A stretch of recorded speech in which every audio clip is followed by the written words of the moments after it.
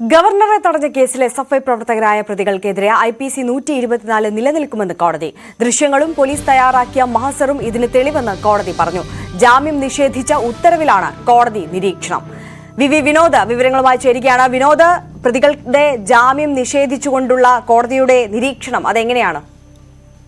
ആര്യ, 6 പ്രതികൾക്കാണ് ഇന്ന് ജാമ്യം നിഷേധിച്ചത്. കന്റോൺമെന്റ് പോലീസ് രജിസ്റ്റർ ചെയ്ത കേസിൽ അറസ്റ്റ് ചെയ്യപ്പെട്ട 6 പേർക്കാണ് ജാമ്യം നിഷേധിച്ചത്.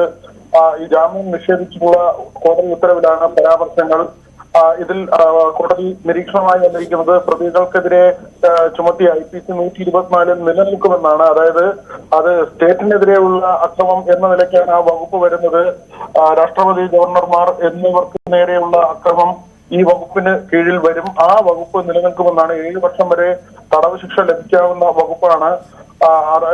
SFI പ്രവർത്തകർ ഗവർണറെ ആക്രമിക്കുകയാണ് ചെയ്തതെന്ന് ഈ നിരീക്ഷണത്തിൽ പറയുന്നുണ്ട്. ദൃശ്യങ്ങളും പോലീസ് തയ്യാറാക്കിയ മഹസറും തെളിവാണെന്നും കോടതി നിരീക്ഷിച്ചു. ഇത്രയും സുരക്ഷയിൽ ഗവർണറുടെ വാഹനം എങ്ങനെ ആക്രമിക്കപ്പെട്ടു എന്നത് പോലീസ് വ്യക്തമാക്കുന്നില്ലെന്നും കോടതി നിരീക്ഷണമായി വന്നു. ഇത് സംബന്ധിച്ച് ഇന്ന് കമ്മീഷണർ DGPക്ക് റിപ്പോർട്ട് നൽകിയിട്ടുണ്ട്. പോലീസ് വീഴ്ച ഇല്ല എന്നാണ് കമ്മീഷണറുടെ റിപ്പോർട്ടിലുള്ളത്. അപ്രതീക്ഷിതമായി SFI പ്രവർത്തകർ ഗവർണറുടെ വാഹനത്തിന് നേരെ ചാടി വീഴുകയും അദ്ദേഹത്തിന്റെ വാഹനത്തിൽ അടിക്കുകയും ചെയ്തു എന്നാണ് പോലീസിന്റെ റിപ്പോർട്ടിലുള്ളത്. ഉദ്യോഗസ്ഥർക്കെതിരെ ഏതെങ്കിലും തരത്തിലുള്ള നടപടിക്കും കമ്മീഷണറുടെ റിപ്പോർട്ടിൽ ശുപാർശ ചെയ്തിരുന്നില്ല. പക്ഷേ ഇപ്പോൾ ഗവർണറെ ആക്രമിക്കുകയായിരുന്നു.